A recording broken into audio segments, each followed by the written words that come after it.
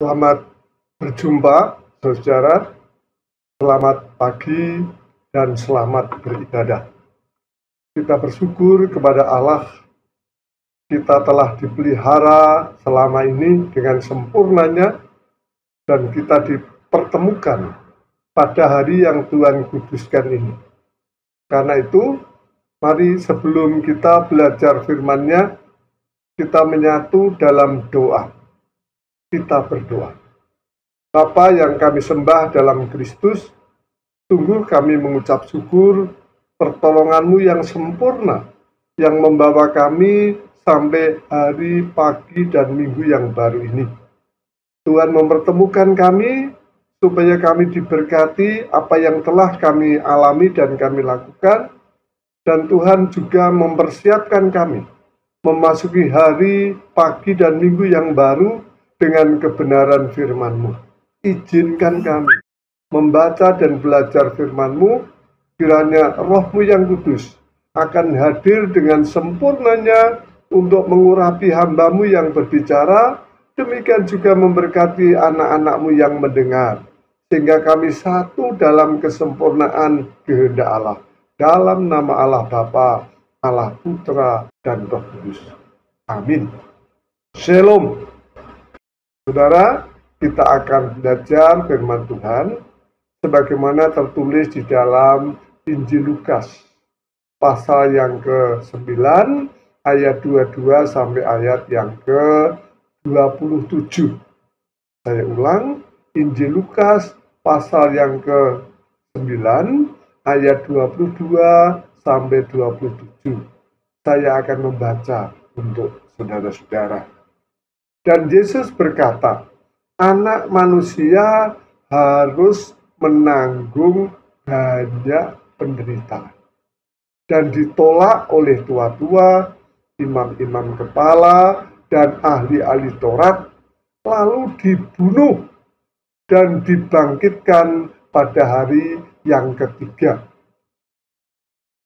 Setiap orang yang mau mengikut aku, ia harus menyangkal dirinya, memikul salibnya setiap hari, dan mengikut aku. Karena barang siapa mau menyelamatkan nyawanya, ia akan kehilangan nyawanya. Tapi barang siapa kehilangan nyawanya karena aku, ia akan menyelamatkannya. Apa gunanya seorang memperoleh seluruh dunia, tetapi ia membinasakan atau merugikan dirinya sendiri? Sebab barang siapa malu karena aku dan karena perkataanku, anak manusia juga akan malu karena orang itu apabila ia datang kelak dalam kemuliaannya dan dalam kemuliaan Bapa dan malaikat kudus. Terakhir, aku berkata kepadamu, sesungguhnya di antara orang yang hadir di sini ada yang tidak akan mati sebelum mereka melihat kerajaan Allah. Amin. Berbahagialah kita yang mendengar firman Allah dan melaksanakan di dalam hidupnya. Tuhan memberkati. Tema kita pada pagi ini adalah Kristen sejati. Saya memakai tambahan sejati untuk membedakan antara orang Kristen yang hanya karena agama atau ada orang Kristen yang serius sesuai dengan apa yang Tuhan firmankan dalam hidupnya. Kami yakin para pendengar adalah termasuk Kristen sejati. Untuk itu kami ingin mengajak Anda memahami apa bedanya Kristen agama dan Kristen sejati. Saudara, untuk itu kita perlu mengerti agama itu apa sih? Begitu saudara. Ayo, agama itu apa coba? Saudara, agama adalah tata cara beribadah kepada yang dianggap Allah. Perhatikan, bukan kepada Allah, tetapi yang dianggap Allah. Tolong, kita ulang yuk. Apa itu agama? Agama adalah tata cara beribadah kepada yang dianggap Allah. Perhatikan, agama itu menyembah yang dianggap, bukan kepada Allah, yang dianggap. Saya berani mengatakan begitu karena banyak agama. Kalau Allah itu hanya satu dan yang membuat agama itu Allah, ya pasti agama hanya satu dong. Kenyataan Indonesia saja lebih dari 5, apalagi dunia puluhan ribu itu. Nah, kalau puluhan ribu apa Allahnya puluhan ribu? Ya, kan pasti ada sesuatu. Karena memang agama itu sebetulnya hanya buatan Allah, buatan manusia, termasuk catatan agama Kristen. Yang membuat tata cara ibadah ini siapa? Masa Allah? Kan kita tahu para majelis gereja, para pemimpin gereja, kan begitu. Ini salah satu bukti, saudara, agama itu sebetulnya buatan manusia. Karena itu, tidak ada agama yang menjamin manusia ketemu Allah. Karena mereka yang membuat agama tidak pernah ketemu Allah. Apalagi kita yang mengikutinya. Buktinya, bukti yang kedua, yang menolak Tuhan Yesus meludahi, mempermalukan, menyiksa, menyalibkan, sampai mati. Bukan ateis, bukan PKI, bukan komunis, bukan orang kafir, tapi justru tokoh-tokoh agama, ahli-ahli Taurat, dan imam-imam. Lalu siapa yang bisa menemukan kesalahan Tuhan Yesus? Kalau Tuhan Yesus tidak ditemukan kesalahannya atau dosanya, lalu ada agama yang menyiksa Yesus, lalu perintahnya siapa itu? Kalau itu Allahnya yang memerintah, ya Allahnya kebangetan dong. Allah kok sekasar itu? Ya. Jadi kenapa? Sekali lagi, walaupun Yahudi itu juga agama. Jadi mereka tidak otomatis orang Yahudi menyembah Allah. Mereka hanya melakukan tata cara apa yang dianggap dia Allah. Ya. Lalu kenapa bisa begitu? Saudara, Anda tahu asal-usul agama itu dari mana toh? Kalau Anda lihat Alkitab, pelacaan agama itu asal-usulnya dari mana? Saudara, aslinya manusia dan Allah itu kan dalam situasi yang menyatu.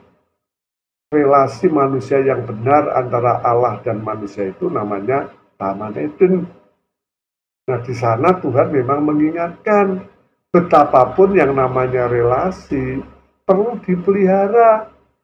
Ada hukum-hukum yang mengatur mana yang boleh dilanggar, mana yang tidak boleh, mana yang harus ditaati, mana yang tidak. Kalau itu tidak ditaati, itu malah petaka dari relasi. Kita ingat Adam dan Hawa melanggar yang diatur oleh Tuhan, yaitu makan buah pengetahuan baik dan jahat. Tuhan tidak melarang semua, hanya itu. Yang lain makanlah, nikmatilah. Hanya satu yang tidak boleh, yaitu buah pengetahuan baik dan jahat. Kalau kamu makan, kamu mati. Pengertian mati di sini pasti bukan tidak bernafas, tetapi mati di sini artinya melanggar, memutuskan relasi dengan sengaja dengan Allah. Karena itu begitu dia makan. Nah, apa yang terjadi? Cerita Islam menarik, saudara. Pada waktu ceritanya Islam, Adam dan Hawa makan buah pengetahuan baik dan jahat, itu Adam kan kemudian makannya. Itu dia makan, lalu tiba-tiba ingat, menjadi ini, bahasa Jawanya itu kolo menjing. Tidak tahu Anda apa artinya bahasa Jawa ya. Istrinya, maaf, Hawa, makannya sudah sampai dada. Begitu ingat, berubah menjadi apa ya. Nah, untuk itu dia lari. Nah, ini mati itu ini. Dulunya menyatu, sekarang terpisah. Inilah neraka pertama kali. Neraka itu apa toh? Neraka itu terpisahnya relasi antara Allah dan manusia. Jadi itu tidak hanya nanti setelah mati, sekarang pun kalau kita tidak punya relasi dengan Allah, sesungguhnya kita sudah memasuki neraka. Itu baru dosa pertama sudah memisahkan, saudara. Harganya berapa sih buah pengetahuan baik dan jahat? Berapa itu? Tetapi dosa itu ternyata bukan masalah berapa, gede atau besar atau kecil. Dosa is dosa. Dalam bentuk kecil atau besar tetap memisahkan. Nah, fakta membuktikan setelah manusia jauh dari Allah, dia tahu bahwa itu hukuman, kapok. Udah, orang itu nek wis kadung melakukan dosa, tidak pernah kapok, saudara-saudara. Sekarang sih ya, tapi nanti diulang lagi. Manusia itu sukanya mengulang dosa yang sama, bahkan melipat gandakan dosa serta menambah luasnya dosa. Ingat, Kain dan Habil, dulu dosa Adam dan Hawa hanya makan buah pengetahuan baik dan jahat, tapi Kain dan Habil membunuh, berkembang. Dosa itu bukan hanya mari, berkembang. Saya sering mengajar di LP, orang yang di lembaga pemasyarakatan, itu tidak semuanya orang yang bersalah sekali. Kalau toh maling itu ya sudah berkali-kali. Kalau toh narkoba itu juga sudah berkali-kali. Ya, itu manusia. Dan itu berkembang kalau Anda lihat di dalam Kejadian 6, sampai Tuhan mengatakan apa? Aku menyesal menjadikan manusia. Karena hatinya jahat semata-mata. Tidak sekedar makan buah pengetahuan baik dan jahat. Jahat. Sehingga Tuhan memutuskan, dah, binasakan. Ada orang yang menafsirkan, orang pada zaman Kejadian 6 itu 7 miliar manusia. Tapi tidak ada yang menyenangkan Allah. Oleh karena itu, siap dibinasakan. Saudara. Nah, lalu Tuhan tidak seganas itu memang. Tetap walaupun mau dibinasakan, tapi diberi solusi, jalan keluar. Bahwa manusia tidak harus binasa. Yaitu disuruh membuat apa? Kapal. Karena hukuman yang akan diberikan banjir. Tapi Tuhan memberikan solusi. Supaya kamu tidak terhukum, buatlah kapal. Tunggu, mereka tertawa. Untuk apa buat kapal? Untungnya apa buat kapal? Ya, untuk rugi. Orang itu senangnya main untuk rugi. Ya, kemudian hanya Nuh ternyata 7 miliar manusia yang ditemukan Tuhan ya untuk membuat kapal itu Nuh. Pasti dibantu dengan 3 anaknya dan 3 mantunya. Berapa orang waktu itu? Nabi Nuh dan istrinya, 3 orang anaknya, 3 orang mantunya masuk dalam bahtera. 8 orang. Diharapkan itu bibit unggul dari 7 miliar manusia. Dunia dipenuhi oleh bibit unggul Nuh dan keluarganya.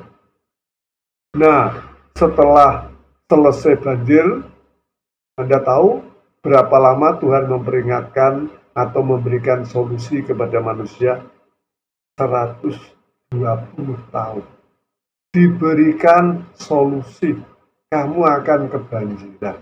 Tapi kalau kamu membuat kapal, kamu akan aman. Tidak ada yang buat kecuali Nuh. Ya sudah, risiko. Nah, sekarang dunia dimulai dengan Nuh dan keluarganya. Wah, menanam pertama kali, wah jelas subur. Tanaman sudah, tanah sudah lama tidak dipakai. Sekarang sudah banyak lumpur, dipakai untuk nanam. Antara lain tanaman anggur menjadi berlimpah ruah. Nuh pun juga salah tingkah. Ya, memang anggur banyak diberikan siapa? Sampai dia mabuk. Ya, saking banyaknya anggur dia mabuk. Anda tahu zaman dulu orang pakaian tidak kayak sekarang. Hanya disampaikan gitu saja. Jadi kalau ia tiduran ya lepas. Nah, rupanya pada waktu Nuh tertidur karena mabuk, pakaiannya lepas. Sehingga telanjang. 3 anak itu berbeda-beda, saudara. Sem, Ham, Yafet. Ham yang melihat Nuh telanjang, seneng. Rupanya, walaupun dia punya istri, dia juga punya benih lesbian, homoseksual. Dia sudah punya benih itu. Sehingga kebetulan papanya telanjang, dia mainkan itu kemaluannya. Ya. Nah, setelah selesai, lalu dia pamer dengan Sem dan Yafet. Yo, Sem dan Yafet malu loh, kayak begitu kelakuanmu. Lalu dia cari kain dengan mundur, papanya ditutupi supaya tidak kelihatan ketelanjangannya. Tapi akhirnya kan bangun, Nuh. Setelah dia bangun, Nuh, kok aku kayak begini, kenapa? Nah, anak-anak cerita, itu perbuatan Ham. Oleh karena itu Tuhan Nuh mengatakan terkutuklah. Ya, jadi baru dengan anak dosa itu sudah mulai berkembang. Nah, manusia terus berkembang, saudara. Kita singkat sampai Kejadian pasal 11. Rupanya manusia pada waktu itu sudah banyak, kira-kira 70 suku, 70 kelompok.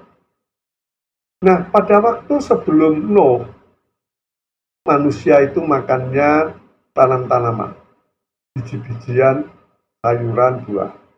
Tapi begitu mulai selesai banjir, saudara, rupanya binatang pun kelihatan makan binatang. Ya, manusia juga terpengaruh. Pikiran manusia juga mulai berubah, tidak hanya makan tanam-tanaman, tapi juga makan daging. Nah, untuk makan daging, karena itu dulu belum ada peternakan, ya berburu. Rupanya ada salah satu orang yang pintar berburu di Kejadian 10, ya, itu namanya Nimrod.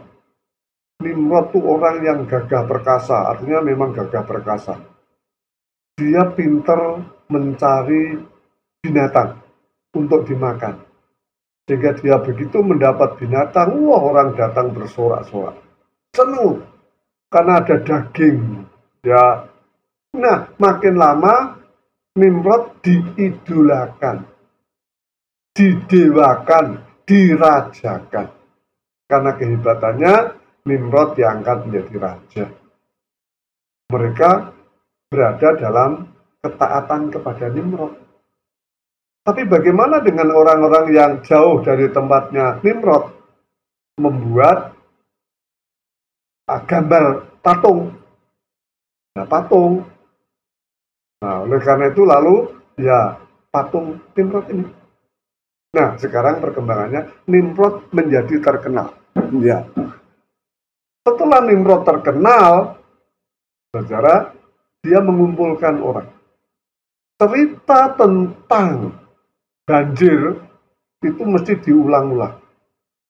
Nimrod ingin supaya tidak kebanjiran. Orang-orang dikumpulkan di Kejadian 11 untuk apa?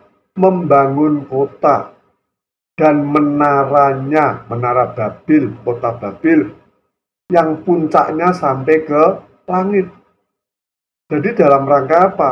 Supaya naik banjir, kita bisa naik ke puncak itu. Wah, jadi orang pandai sudah saudara pada waktu itu. Bagaimana bisa membangun sampai pencakar langit? Itu kalau sekarang kan butuh insinyur yang hebat. Tapi apa yang membuat mereka hebat?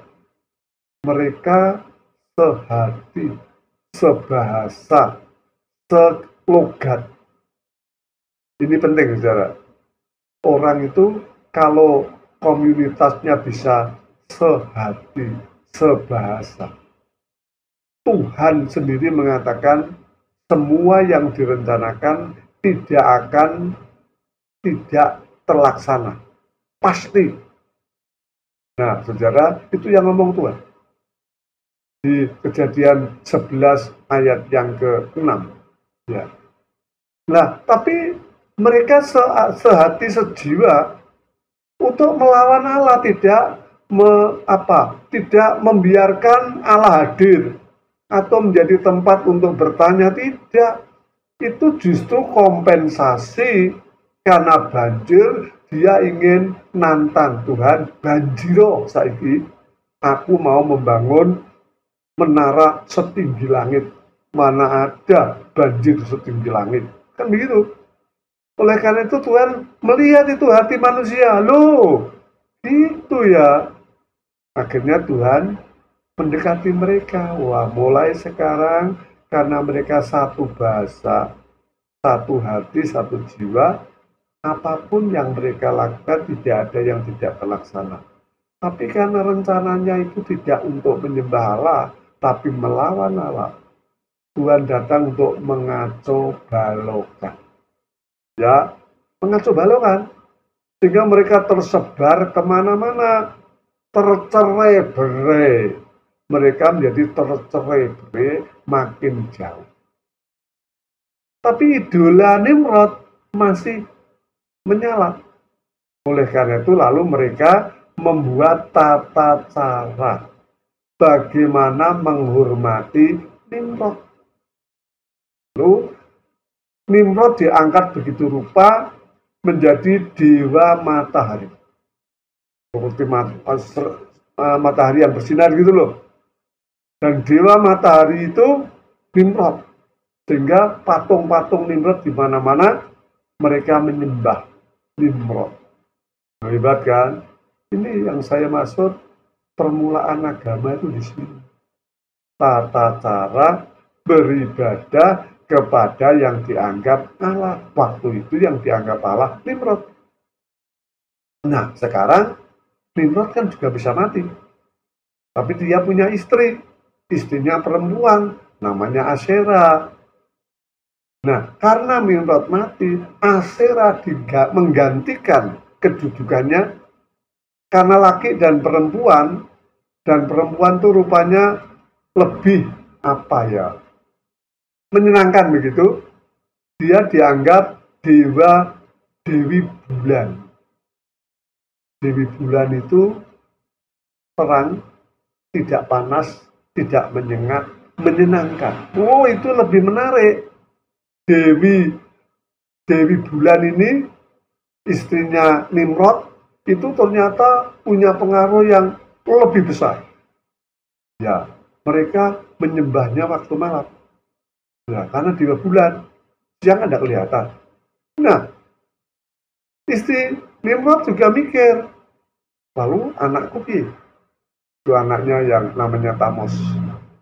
Wah, dia bicara pasti dipercaya bahwa ini adalah merupakan penjelmaan Nimrod. Karena itu dia lalu diberi kedudukan dewa bintang. Ya, Sudah Tritunggal. Dewa matahari malah disebut juga dewa bapak. Dewa bulan juga dewa ibu, itulah Asyera. Dewa bintang itu dewa anak. Jadi beliau itu luar biasa pintar. Sejak waktu itu unsur Tritunggal itu sudah dimasukkan. Saudara. Nah, penyembahan itu berkembang sampai hari ini dalam nama yang disesuaikan dengan bahasa dan daerahnya masing-masing. Saudara boleh cek, ada loh rumah ibadah yang puncaknya simbolnya adalah bulan dan bintang. Masih ada sampai sekarang. Mungkin di Bali tidak begitu jelas, di tempat kami banyak itu. Anda kemarin mengikuti bagaimana pemerintah menentukan bulan puasa. Apa yang diperhatikan? Ya, bulan. Jadi bulannya sudah pas atau belum? Kalau belum, orang puasa itu berpestanya malam hari. Karena dewa bulan. Siang hari mereka puasa. Karena dewanya memang dewa bulan. Saudara, saya ulang. Oleh karena itu, agama itu apa? Agama adalah tata cara beribadat kepada apa yang dianggap Allah. Mulai kapan? Mulai Babel. Dan itu lebih jelas lagi, saudara, disemarakkan dengan kedudukan ular. Anda lihat yang namanya berhala apapun, itu akan dililit ular. Bahkan kedokteran sekalipun, saudara. Itu simbolnya juga ular. Orang tidak sadar itu, bahwa ular itu iblis. Tapi itu disimbolkan. Oh, pengobatan, kedokteran itu ular juga kan. Nah, tapi kita kembali ke tadi. Oleh karena itu lalu sikap Tuhan Yesus bagaimana melihat situasi itu, saudara?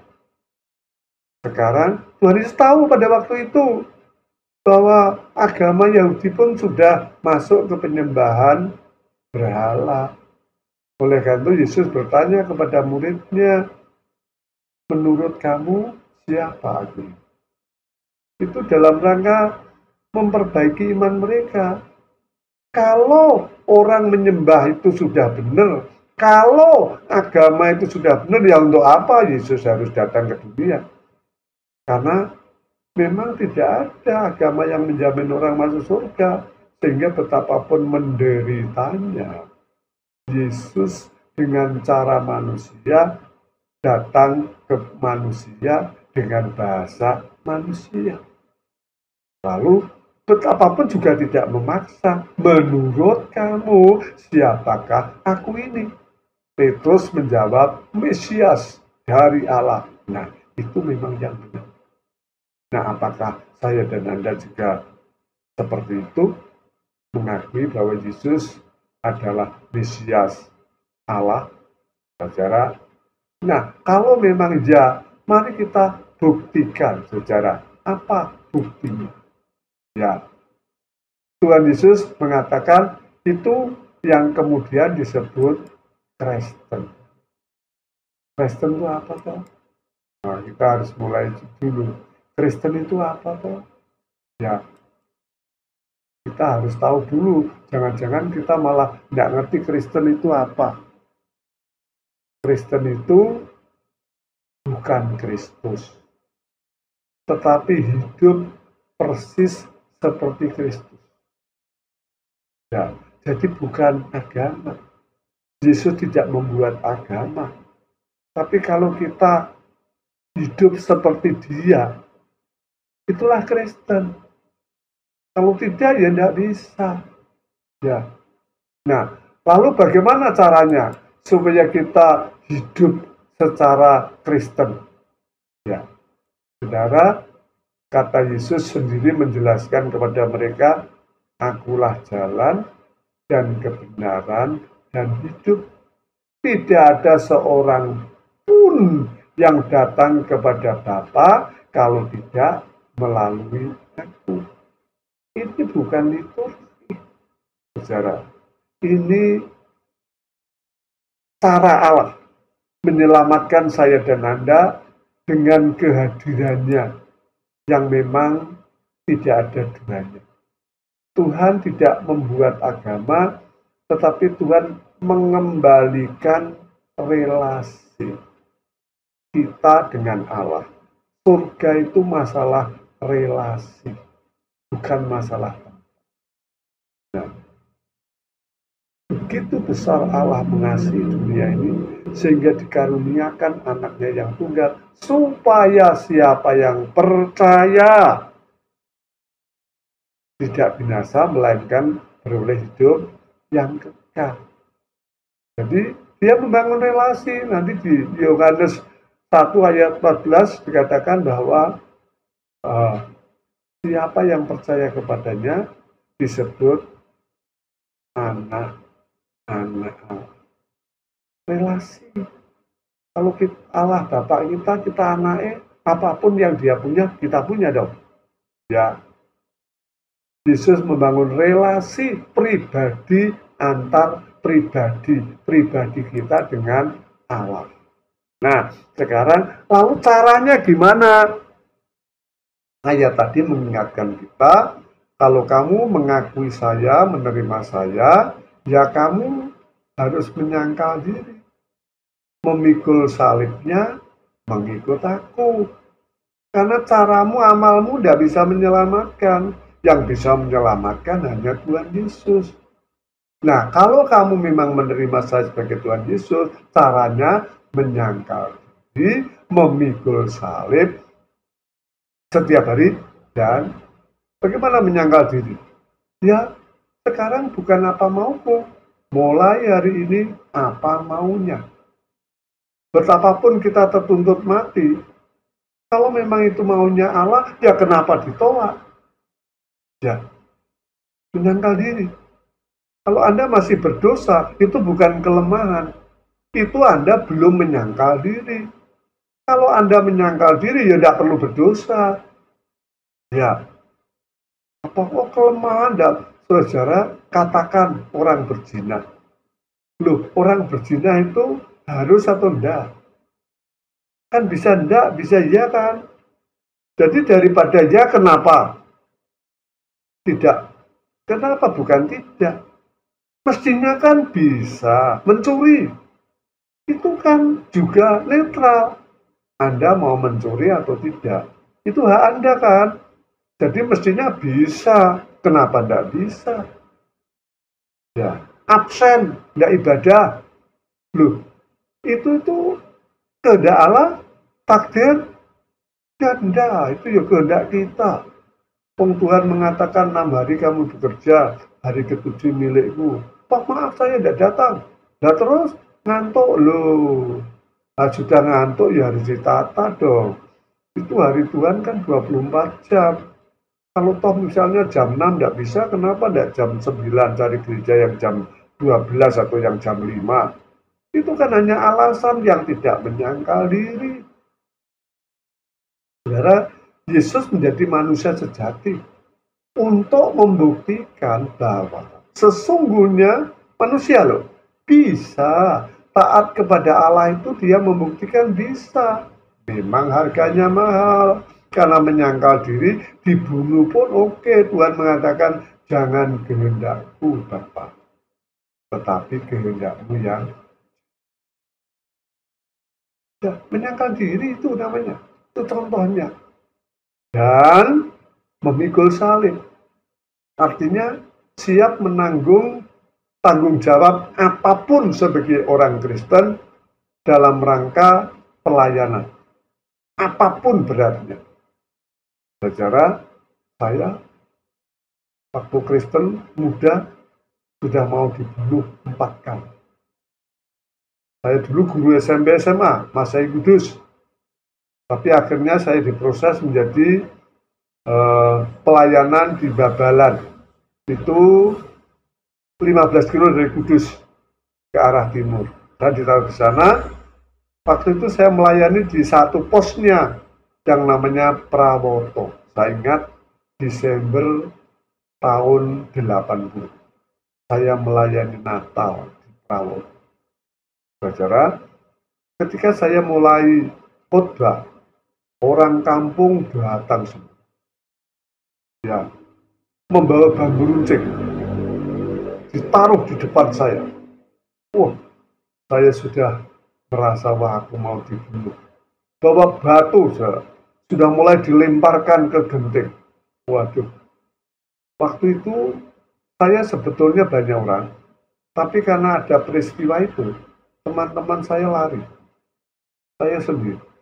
Saya waktu itu punya semangat, ya resiko kalau daripada mati biasa, lebih baik mati karena Tuhan. Saya hadapi, saudara. Saya khotbahnya tak banter-banter, supaya kalau sudah mati, saya sudah menyampaikan khotbah. Sampai selesai, orang itu masih di situ. Saya makan pun akhirnya tidak bisa. Tapi yang saya lihat pada waktu itu adalah rumah di mana saya Natalan, namanya Pak Jamian. Saya melihat ke atas, wah, nek rumah ini dibakar gimana ya? Itu kan karena saya. Saya harus apa?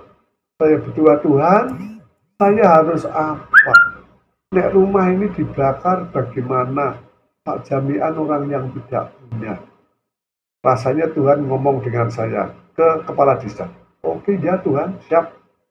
Saya segera berangkat, berjalan ke kelurahan, tempatnya Pak Lurah. Wah, mereka ikut semua. Dari samping kanan, samping kiri, drum bandnya berbunyi. 500 meter kira-kira dari tempat itu.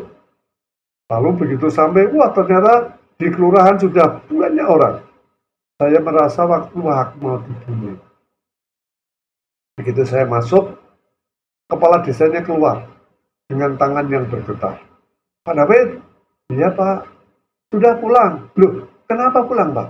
Loh, kan sudah selesai. Sudah. Kenapa tidak pulang? Pak, saya khawatir. Ada apa Pak? Itu nek rumahnya Pak Jamian nanti dibakar gimana Pak? Pak David, Pak Jamian itu rakyat saya. Saya bertanggung jawab, Pak Jamin tidak akan dibakar Pak. Betul Pak, betul. Wah, dalam hati alhamdulillah. Oke, saya pulang. Saya pulang harus naik perahu yang pakai bambu. Itu 2 jam ke rumah saya ke Pastori, Dabelan. Mereka sudah menanti dengan siap mesinnya bambu itu. Begitu saya masuk ke ke perahu itu, orang-orang yang ikut tadi, bambu runcingnya itu dilepas, saudara. Lalu dada, begitu loh. Untuk apa tadi ya bambu runcing? Saya sampai di rumah dengan selamat. Saudara, tahun 80 tidak saya lupa. Saya mau dibunuh dengan bambu runcing, tapi kenyataannya hubungan kami dengan orang itu makin bagus. Karena mereka kalau ke pasar lewat tempat saya itu mesti, Pak, Sugeng Enjang, Pak, selamat sore, Pak, kayak begitu, saudara. Ya. Oh, yang kedua, saya 4 kali mau dibunuh, tapi saya cerita yang kedua. Saya waktu itu penginjilan ke suatu tempat, jalan kaki 2 jam, malam-malam. Anak saya masih kecil, yang kecil tak gendong, yang gede dituntun istri saya. 2 orang anak saya. Sampai di tempat, orang tidak punya sih, yang saya injili, rumahnya lubang-lubang itu Pak Gedek, ya nggak penting bagi saya kan mau injili. Begitu saya mulai khotbah, saudara, orang kampung datang juga. Wah, saya pikir, wah saya mati, gagal mati yang pertama, jangan-jangan ini mati yang kedua. Saya khotbah ya banter, saudara, sudahlah, resiko lah, apa boleh buat. Cuma pada waktu itu setiap saya khotbah ngomong kalimat titik, mereka ngentut dut gitu. Nanti dut ngentut tuh berputar, saudara. Setiap saya ngomong kentut mereka. Jadi saya pernah khotbah diberikan amplop kentutnya orang sekampung. Setelah selesai, saya kan lalu mikir, wah gimana ini saya mau keluar? Saya dengan istri dan anak saya kecil. Kalau anak saya nanti disakiti atau dibunuh, dengan belati, wah, aku tidak bisa melihat itu. Lalu saya berdoa, Tuhan, saya harus apa Tuhan? Rasanya Tuhan memerintah saya, kamu di tas ada buku. Oh ya Tuhan, aku bawa buku skrip Bandeng Cap Bandeng biru. Tak buka. Tiba-tiba saya ngomong begini. Saudara-saudara, saya senang dengan orang sini. Kentut kok bisa diatur. Saya kok ingin tahu ya, tadi yang kentut pertama kali namanya siapa, alamatnya mana, saya besok mau bertamu belajar kentut. Begitu saudara. Tidak ada yang enggak, siapapun tidak harus yang pertama. Siapa nama saudara, saya ingin belajar kentut. Lari semua, saudara. Pure lari semua. Kok lari ya? Yang punya rumah saya beritahu, tolong. Wah, habis Pak. Sudah tidak ada orang. Oh iya, lari semua Pak. Tapi maaf ya Pak, ada apa? Itu makanan yang saya sajikan untuk Pak David sudah dibawa semua. Oh iya, tidak apa-apa. Itu kan makanan ya, saya pulang dengan secara ya resiko. Siap, saya memanggil salib tidak hanya dulu bentuknya macam-macam sampai hari ini.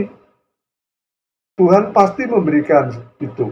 Kalau ada Anda yang punya tugas lalu aku tidak bisa, itu bukan orang Kristen.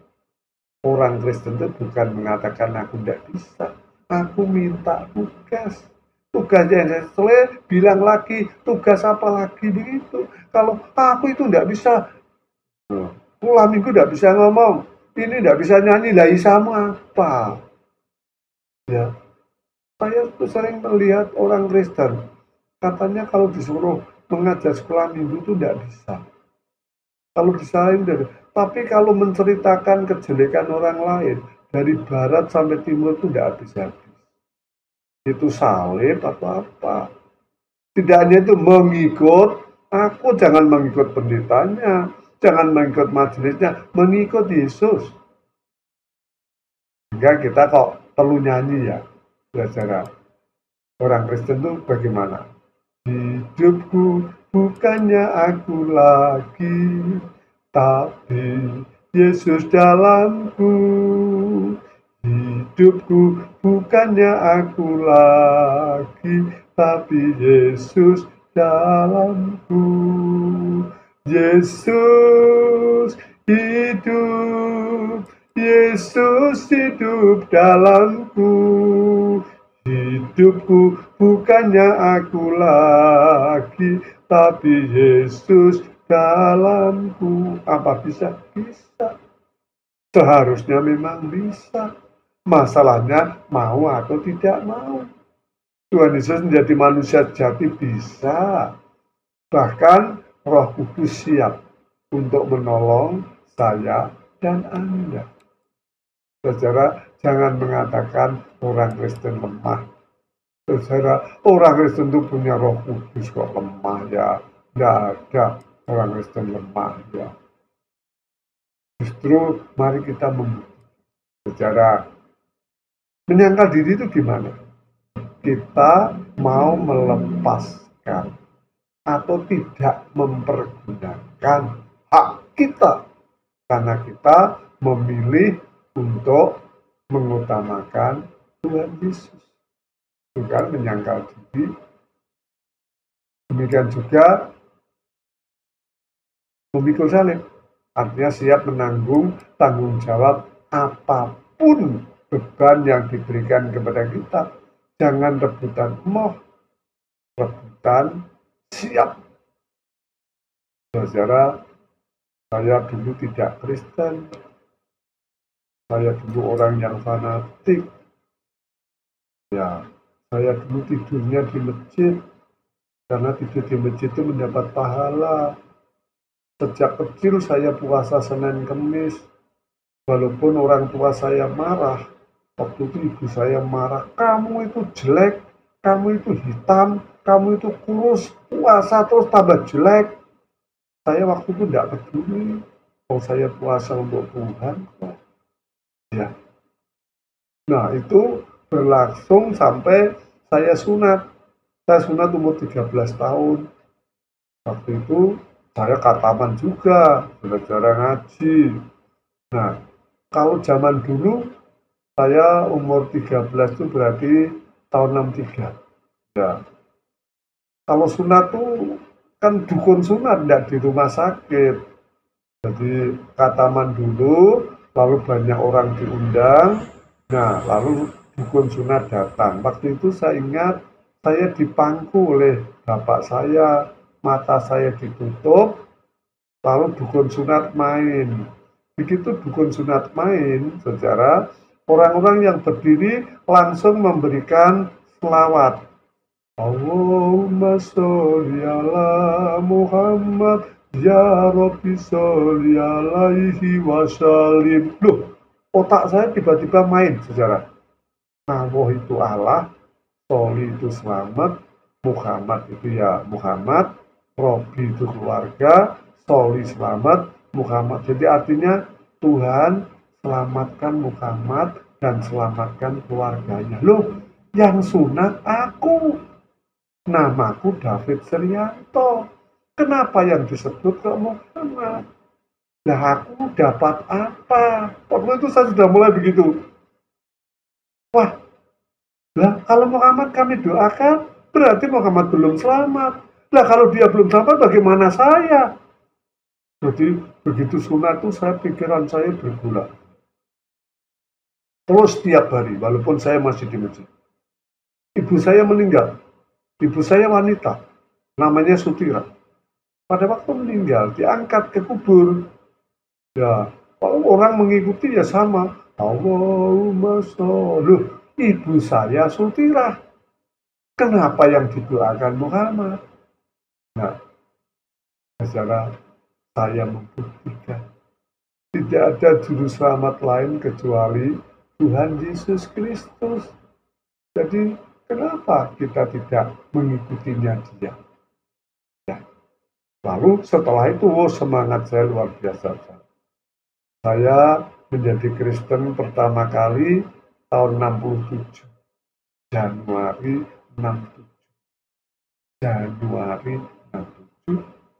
Februari saya sudah disuruh mengajar sekolah minggu jalan kaki 10 kilo. Waktu saya, kamu ngajar sekolah minggu, loh, sekolah kau minggu, kenapa tidak Senin, kenapa tidak Selasa? Karena saya tidak tahu. Tapi enggak, kamu mengajar. Nah, sudahlah, aku dipercaya, tak coba. Saya diberi buku SSM namanya. Saya apalagi 1 bulan itu di depan kaca. Bagaimana bentuk saya mengajar itu? Wah, 1 bulan. Dan anehnya, anak-anak yang saya ajar itu senang. Lalu saya ditingkatkan menjadi pengajar remaja dan selanjutnya sehingga menjadi yang sekarang ini. Saudara, saya tetap mengikut. Walaupun saya waktu itu sekolah SPG Kristen, Salatiga.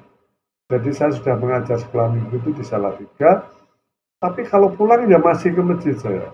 Ya, jadi belum bisa melepas begitu saja. Yang menarik ibu saya. Ibu saya pada waktu itu jualan orang di kampung. Nah, begitu orang kampung tahu bahwa saya Kristen, jualan ibu saya tidak laku. 1 hari, 2 hari, 1 minggu semua busuk. Ibu saya bingung. Wah, gimana ya? Kita ini makannya dari situ. Ini tidak ada orang yang beli. Lalu terus gimana? Gini aja, saya tak sembahyang pakai pakaian itu rukoh istilahnya. Tapi doanya tolong aku diberi. Oh siap. Saudara tahu, jadi ibu saya itu sholat, tapi doanya itu Bapa kami yang di surga. Dan setelah itu karena orang tahu saya sholat, orang masuk lagi, saudara, beli lagi sehingga kami bisa melanjutkan kehidupan ini. Bila kita tidak melepaskan hak kita sebenarnya tidak mengutamakan Tuhan. melainkan mengutamakan diri kita sendiri. Hal ini yang menghalangi kita menjadi murid Kristus yang sejati. Anda mau tetap jadi murid Kristus yang terhalang begitu? Secara menjadi murid Kristus adalah keputusan untuk melepaskan hak kita ke tangan Allah. Pengalaman saya, apa yang Tuhan berikan kepada kita jauh lebih baik daripada apa yang kita inginkan. Ya, siap saudara. Tuhan. Amin.